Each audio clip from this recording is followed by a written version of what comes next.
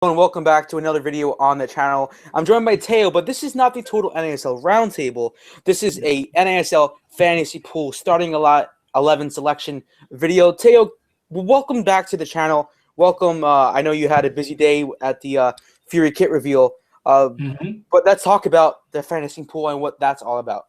Yeah, so we sort of noticed that there was a void, that there's no NASL fantasy pool where you pick players and it's based on their stats in real time. You all know what a fantasy pool is. So I've been running pools for over a decade, English Premiership pools, MLS pools, World Cup, Euro. We're going to do Copa America this summer. And a lot of people were talking to me and saying, Teo, why aren't you doing an NASL pool? And I was like, well, I don't know if there's a lot of interest. And the more people asked me, the more I realized, yeah, there is an interest. So why the heck not? Let's launch an NASL fantasy pool. Same rules as my other pools. I realize that means nothing to your viewers who don't know, or our viewers that don't know my pools generally. So let me just lay it out there. It's not an overly complicated pool, but it's also not something that you can just not give any thought to. So let me just go over some of the rules about the NASL pool. I'll start out with the price. It's only $10, and all the money that we collect goes back into the prize pool. There's no profit being made at Total NASL or NASL Nightcap or in the Gauthier household. So all of that money goes back, and unless I win the pool, I don't make any money off of this, but I will win. Yeah. So here generally are the rules, how you select your team. It's a starting 11. It's a 4-4-2 formation with a keeper, obviously. And the way that it works is you pick you make your selections. You have a limit of 2 players per NASL club. So if you're like John, a Cosmos supporter, and you wanted to throw all 11 Cosmos guys in there, you're out of luck. You can't do that. You have to limit it to 2 players per club, and that forces you to sort of learn about the other teams in the league if you're really focused on one team. So like I said, 4 defenders, 4 midfielders, and 2 strikers. And they all have a different set of parameters from which we draw stats. And this year, with the OPTO deal that NASL signed, it's the perfect time to start an NASL pool. Stats will be readily available and accurate, which is something that would have, kept us back, held us back in the past. So there's going to be 2 halves to the season, just like the NASL season is going to follow it step for step. The first half of the spring season, in that first half, you get 3 substitutions that you can make. Once you substitute a player out, he cannot come into your lineup at any point during the season. Then we get to the summer break, and during the summer break, you can make 1 wholesale change of your team. Keeping in mind that if you subbed out some players, you can bring them back into that wholesale change. You get to do that once. And then in the second half of the season, the fall season, you get to make another 3 substitutions. Playoffs don't count. It's all about the regular season. And yeah, those are generally the rules. For positioning of players, some players sort of are forwards, and sometimes they play as midfielders. We rely on a list that I've assembled. It's on the website, ottawasportsguy.ca. It's an old website that I used to have. The link, you can get it at NASL Nightcap. We'll be posting it, I think, just below in the video here. You can get in touch with me at Mimglow to get questions about this or whatnot. Or you can email me. I think John put the email address down here as well. So does that cover it, John? Yeah, I think it fully does. And talking about that point that you like your club that you love, and you're so accustomed to those players, and it's like, well, I can't choose my favorite left back, or I can't choose my favorite forward. You know what I mean? So, yeah, like how Teo said, it makes you think and say, who am I going to have as my striker? Maybe a team that you don't necessarily like, but you like that player. So it makes so much sense, and it's very exciting. Absolutely. Yeah, it is. It's a lot of fun. Like I said, I've been running these pools for over a decade. Sorry. And the people that have joined the pool early on and have come into the pool, a lot of them have stuck around for that decade. It's deceivingly complex, but really simple to get into, which I think is the key to any fantasy pool, except for the hardcore fans who like their stuff rotisserie baseball or whatnot. So what we're going to do tonight is with John here, we're each going to go through our lineup that we've picked. We'll go through each position, and we'll alternate when we talk about it. We'll talk about our picks, and it'll give you an idea for how to go about picking your team. And like I said, if you have any questions at any time, even during this broadcast, we're live right now, so you can go ahead and ask us questions on Twitter, at Total NASL, at Total NASL. Yes, sir. I think. Yeah. Okay. And or at NASL_nightcap is the other one that you can toss some questions over to us. So with that, I'll just go through quickly the prize distribution. The winner will get 60% of the winnings. The runner-up will receive 30%, and 30%, and third place will receive 10%. So like I said, that adds up to 100%. All of the money that we collect goes right back into the prize pool. And yeah, we go about with that. Go to the website that we've posted the link to and click on the rules tab. It's at the bottom there to get an idea of which kind of points are being collected, which kind of stats are being tabulated. For example, a keeper gets 5 points for a clean sheet. A defender does as well. A midfielder gets 3 points for a clean sheet. So it varies by position, and we also do like obviously goals and assists.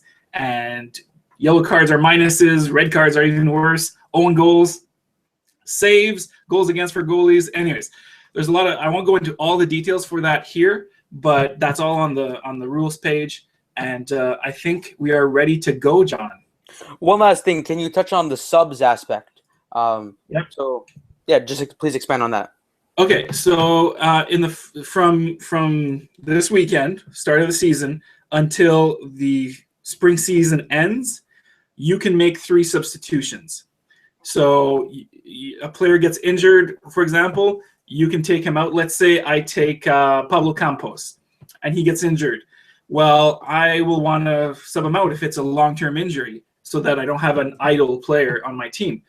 So I go and I get Tommy Heineman, and I send an email to Teo, and I replace Campos with Heineman as long as it doesn't go over my 2 players per club. I don't have 2 Tampa Bay Rowdies that Heineman plays for. So you get 3 of those in the first half, 3 of those in the fall season, and right in the middle of the season, you can completely overhaul your team once. So during, June, July, or July? When's the break? Do you remember? I think it's sometime in June. I think it's mid or towards late June. Yeah, okay. Yeah, June or July. I think it's July. Anyways, during that period, you'll be able to completely overhaul your team and not count against your subs, because your subs at that halfway point get reset to 3 no matter how many you used in the spring season. Yeah, so let's kick on with the show. Let's get our starting 11s out there. Okay, so let's start with keeper, John. Okay. How about you go first? Okay, so I think some people would be shocked that I picked this player. I picked a goalkeeper. I wanted to go with Jimmy Mauer because of my Cosmos allegiance. But when you look at how many players the Cosmos have, some great players, and that 2-player minimum or maximum for that club is tough to swallow. So you really have to be smart. You really have to be a manager when it comes to picking your squad, and that's what this is all about. So I went with Paiser. Oh, a Fury goalkeeper. First player ever picked in the NASL Nightcap fantasy player pool Yes. is an Ottawa Fury player. I made the history books. I'm so excited. Holy smokes! Yeah, congrats. Congrats to Romuald Paiser. I'll try to get his comment next time I go to training. I'm sure it'll be a highlight of his career. It should be. Yeah. This is a all-star squad, and we should go all the way. And I should win the 60%. So I want to know what. Yeah. Go ahead. No, Teo. What's your goalkeeper? My goalkeeper. This is going to come as a shock to some people as well. I know that this player has been selected as a candidate by the NASL website as maybe a Golden Gloves winner for the year. He was an honorable mention, and it created a stir on the Twitters. Ooh. And yeah, people didn't agree that this guy was in the running. I do. I select John Bush from Indy 11. It's a bit of a shock, but yeah. The thing that I think here is that I agree that Indy 11's defense might be a little weak, at least in the beginning, as those guys gel. They've got a bunch of new players, but it means that Bush is going to see a lot of shots, and Bush is a really good, experienced keeper. So there's a stat there for saves. You get 1 point for a save. So if he makes 5 saves in a match, well, you get 5 points. Of course, if he allows 3 goals in a match, you get -1 for each goal. It kind of evens out. But I'm betting that Indy 11 is going to do pretty well this year, and that John Bush is going to be a good keeper. Yeah, he has the experience, and he's playing with Indy 11, but nicknamed the Fury because they have their most of their players. So 4 players, I think, from the Fury. Yeah. What did you call him on your podcast, Dale? Oh man, I forget. Indianapolis Fury, I would think, right? Is that what you said? The Indianapolis Fury. Yeah. Okay. I guess that would be their nickname for this season. All right, so let's move on. Defenders. Who's your first defender? Iose, New York Cosmos defender. Okay. A pretty strong one as well. I'm not surprised that you went with the New York Cosmos so early. Iose is a really good left back. And let me give you a tip out there. It's really good to get those wing backs into your lineup. They're the ones most likely to get assists from crosses, even some goals. So it's a really good idea to get those wing backs. And as another tip, just look when you're picking your keeper and defenders, look at who you think is going to concede the least, as if that's not obvious, but also the top teams in the league that are concede the least. It's really important to balance that out, and it creates a challenge because let's say you take Minnesota United, a defender on Minnesota United, then you're limiting the amount of attacking power you can take with a 2-player per club limit. So that's the balance that has to be struck here.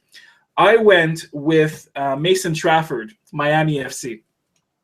He's a former Fury player, and he will be on a very defensive team with Alessandro Nesta, the head coach of Miami. So that's my thinking there for going for Trafford.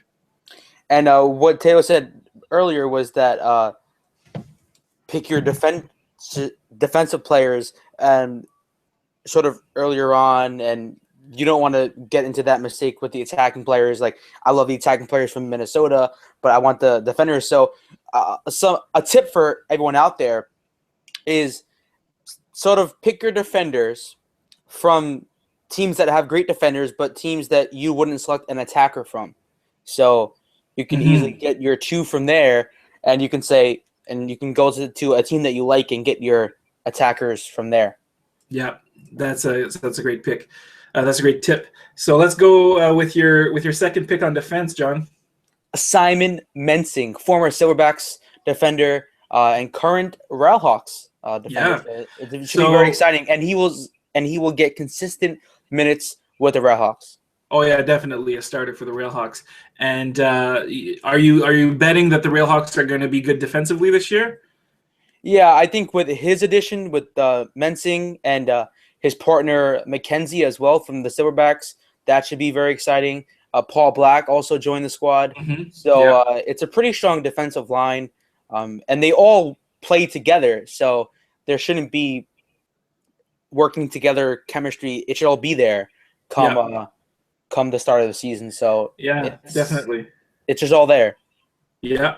Okay. So I will go for my second defensive pick.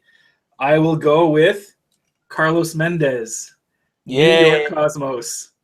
Yeah, I think the Cosmos are going to be really good defensively, and we mentioned it on the show last night on the nightcap with Keaton Robbins. Mendez is one of the best defenders in the league, and you put that combination together, and you've got yourself a good pick there, I think. So that's my logic for Carlos Mendez. How about your third pick on defense, John? Okay, so my third pick, he has NASL experience here.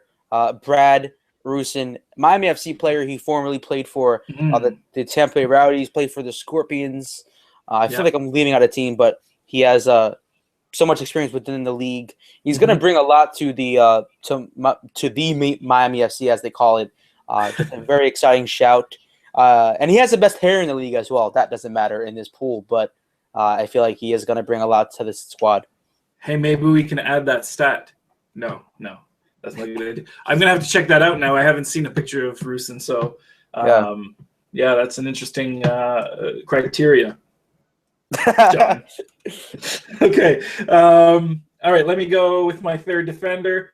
You're gonna sense a theme here, I think. I'm gonna go with former Fury, right? No, it is a former Fury player. Yeah, it's Colin Falvey at Indy 11.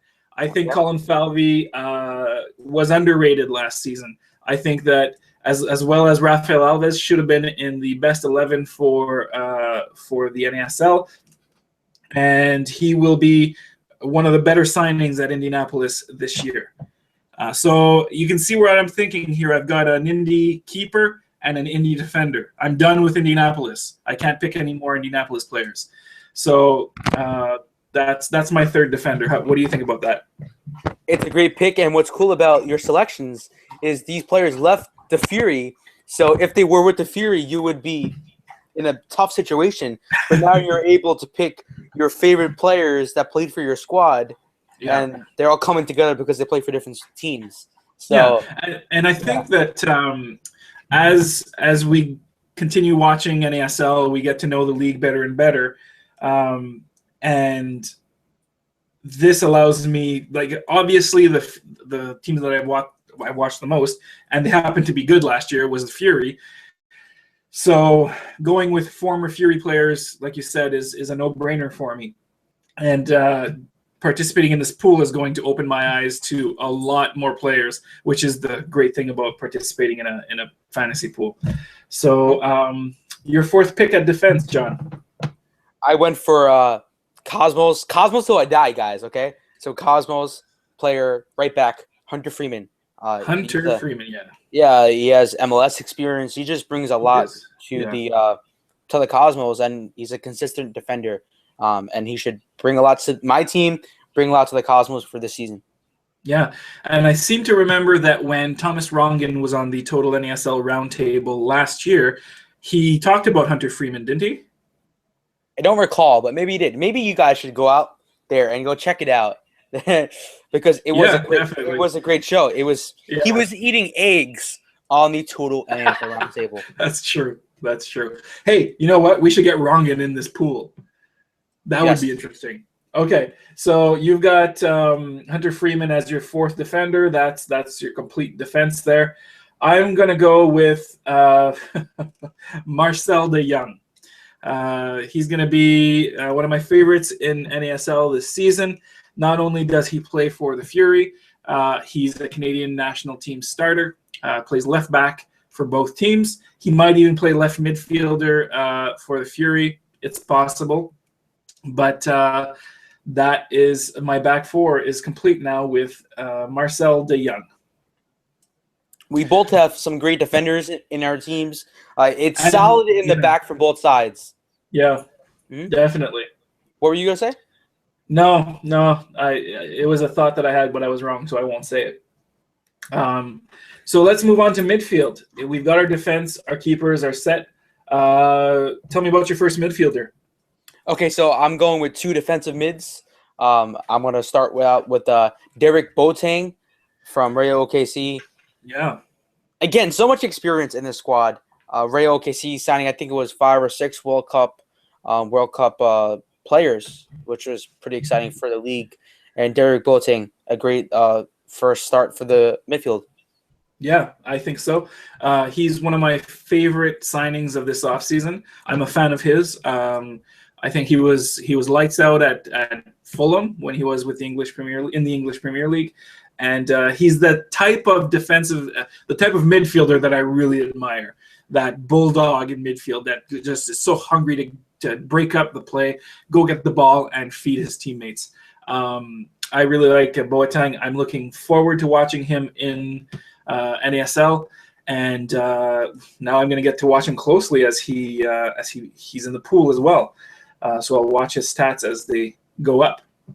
So my first midfielder is a Fury player. I'm going to get them out of the way now. I've got two of them. I went with James Bailey. He's a newcomer to the league. Not many people will know of him. Mm-hmm. I've been able to watch him in 2 matches in preseason. I can tell you that this guy is a cut above. He has a feathery touch that is really impressive. He can bring the ball down when it's coming at him at speed. And his passing is just pinpoint. Long, beautiful passes that hit at the right level, right at the forehead of charging players. I really like what I saw from Bailey, so I've chosen him in my midfield. Yeah, great shout.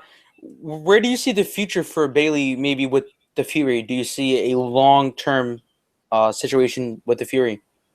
It's hard to tell. NASL is kind of still in that phase where if a player does well enough, he should be moving on to a higher league. So if Bailey has a crazy good season, it's possible that he'll move on. I don't think that, although teams, as you know, don't talk about the length of their contracts, I'd be shocked to know that Bailey signed for more than 1 year. So we'll see about that. But I was wrong about that theory last year as well. I thought a lot of the Fury players would move on, not to other NASL teams, which is what happened, but they would go on to MLS or maybe championship teams in England, Ligue 1 in France. But that didn't materialize, and maybe the league isn't there yet. Maybe the league needs to grow even more before players start stepping up out of the league. A few of the Cosmos players did from last year. Leonardo and Restrepo made it to the Union. So you're seeing a little bit of that on the elite championship teams. But it's another level for the last year's Fury players. Okay, so your second midfielder, John. Or did you have something to add? Yeah, before we get there, talking about Leo Fernandez and Walter Restrepo, Restrepo got transferred to the Union. Fernandez was on loan, and he got back to his club. But they're not really involved within the first team with the Union. I think it was last weekend they were playing for their USL reserve side, Bethlehem Steel. So if you're Walter Restrepo, you're playing for the New York Cosmos. You're a consistent starter, playing for maybe one of the biggest names in U.S. soccer. And then you get transferred, you're thinking that, okay, I'm going to MLS. And then you're playing for the reserve side. So I would really love to know how Walter Restrepo is feeling right now. It's rough, man. It's a risk that you have to take. It's a risk that we see other players take as well and have to take a seat back. If you look at, I'm trying to think of an example off the top of my head of players. Let's take Chelsea, for example. Mm-hmm. Chelsea is an example of a team that goes out and signs everyone that's on the uptake and of the upswing, and then they go to Chelsea and they sit on the bench. Yeah. So that's why you get situations like Romelu Lukaku, who is ready for the big time, just maybe has a world-class player ahead of him at Chelsea, goes to Everton and just lights the league on fire. that type of situation. So Walter Restrepo, man, that's rough. Actually didn't know that, what you just brought up, and I'm actually surprised because Philadelphia is not that good, and I think that he could really add something. Yeah, they need him. I completely agree. We saw him game in, game out in NASL last season. Really, really impressive player. So hopefully it works out for him. Yeah, for sure. So, my second defensive mid is Julian De Guzman, captain of the Canadian national team, and recently captain of Ottawa Fury, which the Fury and Paul Dalglish, you can't select any other guy to be the captain. Julian De Guzman is just that type of player. He has probably most of the experience within the squad, I would say, right? Yeah. The squad's a bit younger, if I'm right? Yeah, definitely younger. And he's the veteran presence, that's for sure. Him and maybe Johnny Steele and Rommel Paiser in goal. But like a lot of people have brought up, and I've brought up on a number of podcasts and shows, the captaincy for a keeper is less popular because the captain can't be as present in all areas of the field. And so an outfield player is seen as more involved. So it's a little more popular to select one of those for the captaincy. And like you said, Julian De Guzman, a natural leader, quiet leader, but the guy has seen things. He played at the highest level in Spain. He was with Deportivo La Coruña. He played in Champions League. He's Canada's captain. And so quite a natural fit there for the captaincy for Julian De Guzman. And I just want to mention something. You mentioned that you took two defensive midfielders in your lineup. I just want to make it clear to everyone that you don't have to pick defensive or attacking midfield. There's no distinction. You just need to pick 4 midfielders. You can pick 4 attacking midfielders if you want. So just to make that distinction, I like that you made it because it shows your level of knowledge. But for the pool, it doesn't really matter. Well, I think my starting 11 is a bit more defensive and attacking at the same time. So yeah, it's important because, like I said, the midfielders do get clean sheet points. They get 3 points for each clean sheet their team gets, and they have to be on field for that clean sheet at some point. But they're good picks, and I really like them. I'm gonna go next, and man, it shows that you and I.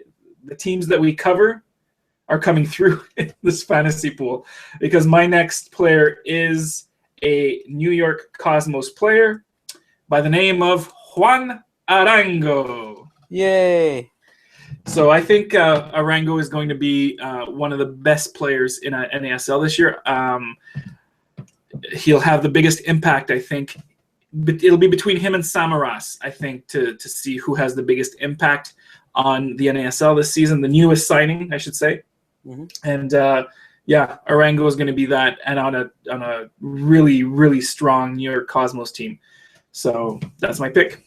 And about Arango, he's 35 years of age, and I'm getting the feeling that he's not going to be a consistent starter within the team. Oh, don't tell me that. No. This is just me sort of hearing things and just seeing what's going on. Maybe he is. I don't know because, see, in preseason, they have just been throwing different formations out there, playing different players, and that's what clubs do in preseason. But, we just have to wait and see what happens Sunday. But hopefully he does start on a consistent basis for Teo's squad. But this brings up a good point that if you get some insider information between now and Saturday, let's say you submit your team tonight, you have until Saturday at noon to make changes. Yeah, and the first match is Saturday at 3 p.m. as well. So that's Eastern time. And just to make that clear for our friends on the West Coast, if you want to learn the league, if you're cheering for the San Francisco Deltas and you want to get to know the league, this is the pool to get into. You'll have the leg up on your friends and family next year. So Arango is my pick. You go ahead with your next pick. Okay, so I'm going to go onto my left side of my midfield. And Palani, a great attacking force in the midfield. He's fast. He has so much pace, and he just goes around players like it's nothing. I think he went past like 2-3 Cosmos defenders they were shocked. So it just shows how good of a player he is. Yeah, definitely. And Shipalani, I might as well get this out of the way. This is, I think, the first player that we both take. So my third midfielder as well is Tiesha Palani. I was really excited every time that he touched the ball last year. I really enjoyed watching him play. He's very, very talented, very skillful, and like you said, his ability to get by defenders is second to none in NASL. So Carolina Railhawks, Tiesha Palani, he's my third pick for the same reasons. I think you can go up with your fourth here. Okay, so more of an attacking mid / second striker I'm going for. Georgios Samaras. Quality player, and just a player that's going to perform well with Rayo OKC. And one small tidbit here that I should throw out there is, I think it was the Telegraph. They recently talked to Samaras, and they found out that when he was trialing with the Cosmos and training with the Cosmos, that he took a medical with the team, and he was fit and he was ready to go with the team, with the Cosmos, but they didn't want to take the risk with Samaras with his health. Okay. But according to this article, his health was fine 100%, but the Cosmos just didn't feel safe. But yeah, OKC, it was a risk. Yeah, OKC felt like we need to take this. We need to go with it. Which Alan Marcina has a great striker and one that should put a lot of goals in the back of the net. Yeah. Okay, and I'll just specify here that Samaras is a forward, and I think you've got it right. I think you jumped to your forward. You have a midfielder left to announce here, but Samaras is a forward in the pool, so he's going to slot in there. How about you go with your fourth midfielder? Yeah, Lance Lang on the right side. There we go. Yeah, he's just the same reasons that Cipollani is in the squad. Pace, and I think Lance Lang, he scored that Olympical goal. I forgot who it was against, probably the Fury, I don't know, but he scored off the corner kick. Which, if you didn't see that goal off the corner kick, you should go check it out. Just a great goal from Lance Lang. Yeah, Olympicals are fun. Yeah, that's why he's in the squad for sure. Okay, and Lance Lang is my fourth midfielder as well. So we went a long time without picking the same player, but now our last two midfielders are the same. And I'm going to go ahead and pick my first forward, and we're on the same page here. Samaras is selected as my first forward. He's going to get a lot of goals if he can stay on the field. It's like you said, the back issues are a concern. They were a concern enough for the Cosmos not to sign him. But I think that he is going to be one of the better players in NASL this season. And as a forward, he's going to put in a lot of goals. Yeah, for sure. So let me just go with my last forward. And my starting 11, Pablo Campos. I was very shocked that he didn't re-sign with Minnesota United, but Taylor told me that, and he pointed out that there's really no room for him within the squad. So by him going to Miami FC, he actually has some time to actually play, and maybe it could be a consistent starter. Maybe not a consistent starter, but maybe they can rotate the squad a bit up front and give him some playing time, because that's what I hope, because I need him to start so I get some points in my pool. And even last year, towards the end of the season, Minnesota was bringing him on late in games. And what a player to bring on when defense is tired. He's one of the more physical players in NASL, and he really makes the defense work to get the ball from him. He's a big guy, and he will run into you if you get in his way. And so I see the same kind of role at Miami FC. But I think that it's a good pick. He is the leading scorer in modern NASL history, and I think that's going to continue. He's going to get a bunch of goals. Even if he's only coming on as a sub, he will dominate. He will be like Ole Gunnar Solskjaer. You might be too young for this, John, but Manchester United in the late 90s, early 2000s had this guy that came on. Not the same type of player, but the same type of sub who just comes on and just scores lots of goals. So good pick. I'm going to round out my 11 with Christian Ramirez from Minnesota United. I mean, this guy was, if you listened to the show last night, both Keaton and I think he's going to be the league MVP this year and the Golden Boot winner. I think I think Keaton had picked Stefano Pino, also at Minnesota United, as the Golden Boot winner with the most goals in the league. I think it's going to be Ramirez. One thing's for sure, Minnesota is going to put the ball in the net. And so that's why I picked Ramirez. He is, I think, second overall in NASL modern history for goals scored. I think he's in the 30s, low 30s. Only 20-some goals behind Campos. And he's only played like 2 seasons in NASL. It's crazy. So I'm going to look for that to continue, and that's why I have picked Ramirez. And I just want to 2 more things before we close out the show. Number one is you talked about the OPTO deal. They're going to be the stats sort of provider for the NASL. When do you see that? And I know you don't work for the league or you don't really know the ins and outs in the league, but when do you think this will kick in, like before the season starts? You know what I mean? Like, when do you think we will get some more information about this deal? I don't have any insider information on this, but this has to be in place for the first game, I would imagine. Yeah, like I've never seen like. Continue. Yeah, it's imperative that they do. They can't sign a deal and start stats in the 5th match or something. I don't think that's something that the league would have done, or even that OPTO would want to do. You want a full picture of the whole season. So I think that without a doubt, on Saturday we're going to see these stats rolling in on the NASL website. And I know this is not the roundtable, but let's get some speculation in here. Sure.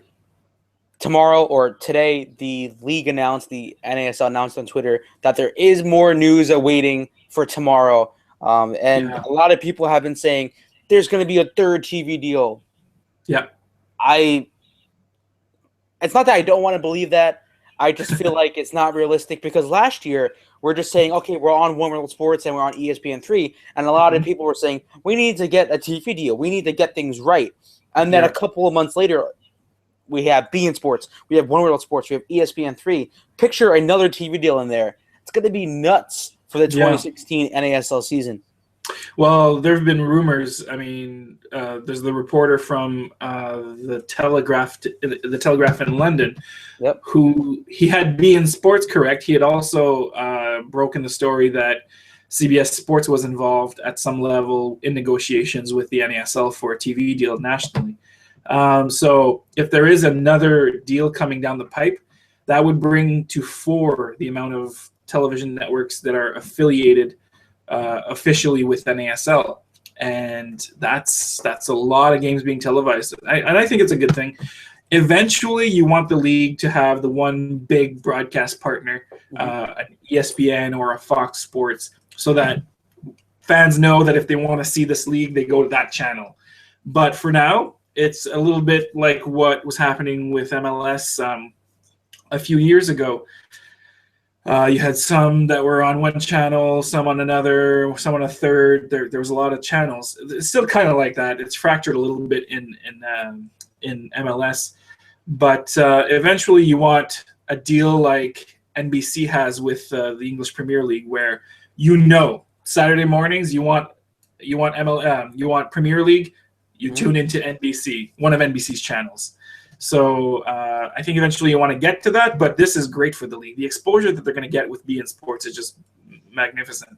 And maybe we could hold off a little bit because I think we're going to have a roundtable tomorrow night. So we can talk about it with our other colleagues then. But yeah, I think it's a great idea, a great thing, and I'm excited to hear some more news tomorrow. What an off season this league is having is crazy. And Bob Williams, that's the guy that covers the American soccer landscape in London, for the Telegraph. Yeah. And he made it sound on Twitter that CBS was in at one point and then CBS was out. and then Bein Sports was in, and CBS was out of the picture. But the Oh, way okay. the NASL, is making it sound like, what else are they going to announce? You know what I mean? There's nothing else you can actually announce tomorrow. Like, Yeah. if it's not a TV deal, what could it be? Like, what do you think it might be if it's not a TV deal? It could be Chicago NASL.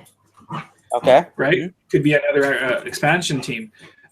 Commissioner Peterson did go on the record recently saying that there's some more expansion news coming, and not just from one market. So it could be anything. But I think the bet is on another TV deal, because that's what we're hearing. Yeah, and the Deltas, they're going to be announced tomorrow as well. So that's very exciting. Hopefully a lot more expansion coming soon. TV deals are great. Hopefully we hear CBS. That's what was rumored. Hopefully CBS coming tomorrow, or a great network coming and being announced tomorrow. Thank you, everyone, for tuning in. If you enjoyed our NASL Fantasy Pool Starting 11 selection video, you can give a like, subscribe, comment below, and also in the description, we're going to have the site where you should go on and check all the rules. Teo, before he told us in depth about all the rules, but if you just didn't remember, go to the site, and all the information is there. His email is below in the description. So just tell him your team and tell him you want to join, and give him your $10.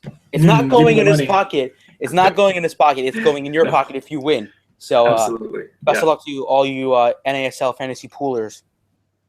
Yeah, and thanks for having this show, John. I think it'll help some people who are on the fence maybe not get in the pool if that's not your thing, or actually get in the pool if what you saw it looks like fun. So hopefully you thought it looked like fun. Okay, we'll see you guys tomorrow night. We have a great lineup of shows. 8 p.m. tomorrow night, we have Kartik. He's hosting his own show, as we all know. NASL Off the Pitch. He is going to be joined by Bruce Silverman talking about Miami FC. That should be an exciting chat.